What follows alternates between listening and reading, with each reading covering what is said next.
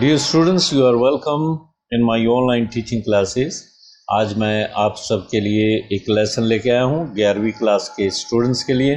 We are not afraid to die if we can all be together. Written by Gordon Cook and Alan East. This is video 1 of 5, right? And you are watching the picture of Gordon Cook and Alan East. Okay, these are the two authors of this lesson. Gordon Cook was born on December 3, 1978 in Canada. Alan East born on June 23, 1969 in Amory, Mississippi and died on August 8, 2010. Let's go ahead. Dear students, before we discuss the text of the lesson in simple English, I would like to acquaint you with the parts of a boat और ए ship. इससे पहले कि मैं आपको इस lesson की text को simplified English में एक्सप्लेन करूं, तो मैं चाहूँगा कि आप जो शिप होता है या बोट होती है उसके कुछ पार्ट्स होते हैं उनसे मैं अक्वेंट कराना चाहूँगा, अवगत कराना चाहूँगा आप सबको, क्योंकि ये पार्ट्स इस लेसन में बार बार आएंगे. एंकर क्या होता है, तो बहुत सी चीज़ें होती हैं, जैसे एंकर क्या होता है, स्टर्न क्या होता है, डेक क्या होता है, ये बार बार ये टेक्निकल टर्म्स आएंगे. तो इनको जान लेने के बाद हम लेसन पे आगे बढ़ेंगे. Anchor it's a heavy piece of metal made in the shape of a cross held with a strong chain of iron और a rope. Anchor heavy piece of metal होता है, लोहे का, स्टील का बना हुआ भारी भरकम पीस होता है जो कि क्रॉस की शेप में होता है और इसके साथ एक मजबूत चेन बंधी होती है लोहे की और या फिर रस्सी की. It's dropped in water to stop the movement of the ship और द बोट. और जब कहीं पे भी शिप को रोकना होता है या कश्ती को, बोट को रोकना होता है, तो इस भारी भरकम बोझ को पानी में नीचे फेंक दिया जाता है और एक जगह पे समुद्र में नाव या फिर आपका शिप ठहरा रहेगा. इसे एंकर कहते हैं. लंगर हिंदी में कहते हैं. डेक क्या होता है? It's the flat area built between the sides of a boat to walk upon. Flat area होता है, समुद्री जहाज के ऊपर होता है जिस पे आप घूम फिर सकते हैं और बोट में आसपास में आप वॉक कर सकते हैं, तो ये flat area is called deck. Stern क्या होता है? Stern it's the back part of the ship और ए बोट. जो पीछे का हिस्सा होता है किसी शिप का या कश्ती का, तो उसे स्टर्न कहते हैं. Rudder it's a piece of wood और metal that can be moved from one side to the other used to control the direction. Direction को कंट्रोल करने के लिए रडर का इस्तेमाल होता है, जिसे हिंदी में चप्पू भी कहते हैं. तो ये किश्ती के साथ लगा होता है और आगे जो नाविक होता है वो इस पानी में इसको रखता है और दिशा बदलने के लिए और किश्ती को आगे ले जाने के लिए इसको काम में लाया जाता है. हेल्म. हेल्म क्या होता है? इट्स द हैंडल और a wheel that controls the direction in which a ship और a boat is to travel. अगर मोटर बोट होती है तो उसमें हेल्म होता है. ये एक व्हील होता है. व्हील आप जानते ही हैं, ये जैसे स्टीयरिंग होता है. स्टीयरिंग घुमा के किश्ती या बोट को आगे कहीं पे भी डायरेक्शन दे सकते हैं. मास्ट क्या होता है? A tall pole on which the sails are fixed और सपोर्टेड. ये मास्ट क्या होता है? एक पोल होता है, जैसे कि ये नाव है, सपोज करो ये अंदरूनी हिस्सा, तो ऐसे कुछ पोल लगा होता है, मास्ट कहते हैं उस पे. इस पे सेल लगी होती है. सेल का मतलब होता है एक कपड़ा होता है, बड़े बड़े कपड़े होते हैं, ये हवा के रुख से झंडे की तरह होते हैं, वैसे बहुत बड़े कपड़े होते हैं. इधर भी मास्ट होता है, सेल होते हैं और ये हवा के रुख को रोकते हैं या हवा के अनुसार किश्ती को आगे ले जाते हैं. अगर इस साइड की हवाएं चल रही हैं तो धकेल के ये किश्ती इधर, फेवरेबल विंड उसे मानते हैं. जहाज़ों में भी होते थे पहले और किश्तियों में भी होते थे. आज तो मोटर बोट्स होती हैं, आज ये सेल्स नहीं होते. तो मास्ट ये पोल होते हैं जिन पे सेल लगी होती है. जिब इट्स अ स्मॉल सेल, एक छोटी सेल होती है, positioned in front of the main sail. जो मेन सेल है उसके सामने ये छोटी सेल होती है. इट्स शेप is triangular और ये triangular शेप की होती है। तस्वीर आपको मैं दिखाना चाहूँगा साथ साथ। कील क्या होती है? Keel is a long part of the metal और wood along the bottom of a ship और a boat on which the main structure is built. ये जो स्ट्रक्चर होता है जिसमें जहाज का ढांचा होता है, नीचे का जो हिस्सा होता है जिसपे सारा ये ढांचा बनता है, इसे कील कहते हैं। इस पे पूरा जहाज होता है, पूरी किश्ती होती है। ये स्ट्रक्चर जो नीचे का है स्ट्रॉन्ग होता है काफ़ी, तो इसे कील कहते हैं। It's also helps to keep the balance of the boat और ये बोट को बैलेंस में भी रखता है। 9th सेल आपको मैंने बताया था कपड़ा होता है। ये strong sheet of cloth use for getting the push of the wind from back to make the boat move forward. पीछे की तरफ से हवा जो आ रही होती है वो इसको पुश देती है और ये जैसे सेल है यहाँ पे, तो पुश इसको मिला तो किश्ती आगे की तरफ बढ़ती है। Star board is the right side of the ship of और द बोट। स्टार बोर्ड होता है जो राइट साइड होती है वो स्टार बोर्ड होता है। व्हील सर्कुलर ऑब्जेक्ट होता है स्टीयर करने के लिए शिप को या बोट को।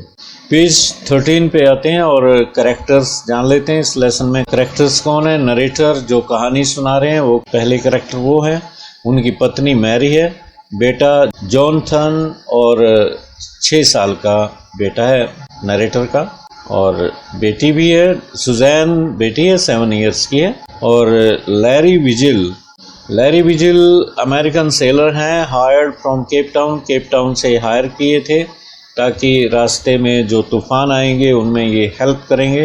हर्ब सेगलर स्विस क्रूमैन है, ये भी केप टाउन से ही हायर किए थे नरेटर ने। The narrator had a burning desire to repeat the round the world voyage that was made 200 years ago by captain James Cook. ये कैप्टन जेम्स कुक की तस्वीर है और नरेटर इनसे ही प्रेरित हुए थे और नरेटर के मन में एक बर्निंग डिज़ायर थी कि वो भी 200 वर्ष पहले जो कैप्टन कुक ने अपनी यात्रा की अराउंड द वर्ल्ड वॉयज की थी तो उसको ये दोहराना चाहते थे नरेटर। और कैप्टन कुक जेम्स कुक के बारे में आप जान रहे। He was a British explorer and a navigator। British explorer थे। ये एक्सप्लोरर होते हैं जो किश्ती लेके या जहाज पे निकल जाते हैं, जैसे कोलंबस एक्सप्लोरर थे, खोज करते रहते हैं समुद्र में, नई नई जगहों से वाकिफ होते हैं। कोई आइलैंड खोज लिया जाता है। He was a captain in the Royal Blue United Kingdom's main naval warfare force। तो यूनाइटेड किंगडम्स की Royal Blue Naval Warfare Force में ये कैप्टन थे। Now we come to detailed summary of the lesson. अब detailed summary of the lesson पे आते हैं। The narrator is 37 years old businessman and he and his wife Mary had dreamt of sailing in the manner of the famous British explorer James Cook। और आप जानते हैं कि narrator 37 years old businessman है और उन्होंने और उनकी पत्नी ने एक सपना लिया था कि वो जिस तरीके से famous British explorer James cook ने राउंड द वर्ल्ड एक वॉयज की थी, समुद्री यात्रा की थी, तो ये भी उसी तरह की समुद्री यात्रा करना चाह रहे थे। For this a lot of practice was done to train seafaring skills and they spent a lot of their leisure time for that। दोनों दंपति ने और नरेटर ने और उनकी पत्नी ने बहुत सारी प्रैक्टिस की, ढेर सारी प्रैक्टिस की इस काम को अंजाम देने के लिए। पहले सी फेयरिंग क्या होता है? Naval nautical skills. जो नेवल स्किल्स होती हैं, किस तरह से कश्ती को चलाया जाता है, जहाज शिप जो होता है किस तरह से खतरों का सामना करना पड़ता है उनको, ये सारी सी फेयरिंग स्किल्स इन्होंने खाली वक्त में की, जो उनको स्पेयर टाइम मिलता था उसमें की।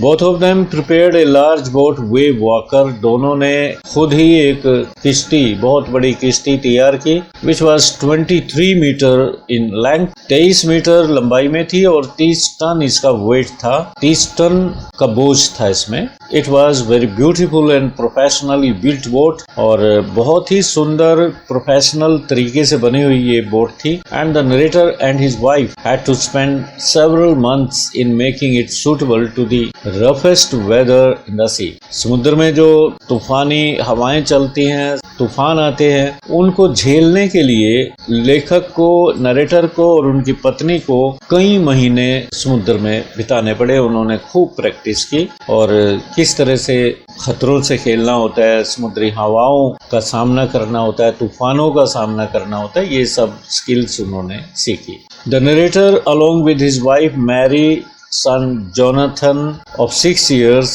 and his daughter Suzanne of 7 years set sail from Plymouth in United Kingdom। तो लेखक ने अपनी पत्नी के साथ, अपने बेटे जॉनथन के साथ 6 साल का था और अपनी बेटी सुजैन जो 7 साल की थी, यात्रा कहाँ से शुरू की? यूनाइटेड किंगडम में से, प्लाईमाउथ नामक स्थान से। यूनाइटेड किंगडम्स में प्लाईमाउथ नामक स्थान से उन्होंने अपनी यात्रा शुरू की। तस्वीर मैं प्रयत्न करूंगा आपको साथ साथ तस्वीर भी दिखा दूं। ये प्लाईमाउथ है, ये प्लाईमाउथ यूनाइटेड किंगडम्स में है और ये यहाँ जगह है, ये आती है। यहाँ से उन्होंने अपनी यात्रा शुरू की। The first part of this journey of 1,05,000 kilometers passed pleasantly as they had planned। शुरुआत की यात्रा इनकी 1,05,000 किलोमीटर की बड़ी पीसफुली, बड़ी प्लेजेंटली, बड़े सुखद अनुभव के साथ बीती, जैसा कि इन्होंने प्लान किया था। From Plymouth in United kingdom, United kingdoms में प्लाईमाउथ नामक जगह से इन्होंने शुरू किया था, जैसे कि आप जानते हैं। They sailed down to the west coast of Africa to Cape Town. और प्लाईमाउथ से लेके चलते चलते ये नीचे अफ्रीका में केप टाउन जगह पे पहुंचे थे, जैसा कि आप इस मैप में देख रहे हैं। From there the narrator hired 2 crewman. यहाँ से नरेटर ने 2 क्रूमैन को हायर किया। एक का नाम लैरी विजिल था और लैरी विजिल अमेरिकन थे और दूसरे जो क्रूमैन थे हर्ब सेलर, स्विट्जरलैंड के रहने वाले थे। He hired them to tackle the southern Indian Ocean, the world's roughest seas। जो अरब सागर है भारत के नीचे दक्षिण में, वो दुनिया में सबसे खतरनाक रफेस्ट समुद्र माना जाता है। वहाँ पे बहुत तूफान आते हैं, मानसून के टाइम में बहुत हवाएं चलती हैं, तेज हवाएं चलती हैं। That is considered to be the world roughest seas, right? Difficult words यहाँ जो आए, to hone means to sharpen, to develop, किसी स्किल को डेवलप करने को होनिंग कहते हैं। सी फेयरिंग होता है रिलेटेड टू द सी और travel on it. In the wake of होता है कमिंग आफ्टर और फॉलोइंग। टैकल करना, टू डील विद और टू कन्फ्रंट, आमना सामना करना। Now we come to page number 14। अब पेज नंबर 14 पे आते हैं। As they were out of Cape Town, they began to face strong gales। Gales क्या होती है? Strong winds। जैसे ही वो केप टाउन से बाहर निकले तो तेज हवाएं चलने लगी, उनको तेज हवाओं का सामना करना पड़ा। They did not bother for the gales for the next few days। अगले कुछ दिनों तक उन्होंने इन गेल्स की, स्ट्रॉन्ग विंड्स की परवाह नहीं की। But they fear to encounter huge waves as high as of 15 metres. परंतु उन्हें डर किस बात का था? जो ऊंची ऊंची लहरें उठती थी, 15 मीटर ऊंची लहरें उठ रही थी। And reaching almost the height of the main mast. जो मेन मास्ट था, जो पोल था, सबसे बड़ा पोल, तो उसकी हाइट तक वो उछलती थी लहरें, फिर गिरती थी। इन लहरों का खतरा था उन्हें। So this is the end of the video lecture 1 of 5। तो पहले वीडियो लेक्चर को हम यहीं विराम देते हैं और सेकंड वीडियो लेक्चर लेके मैं फिर आऊंगा। Till then have a nice day. Thank you.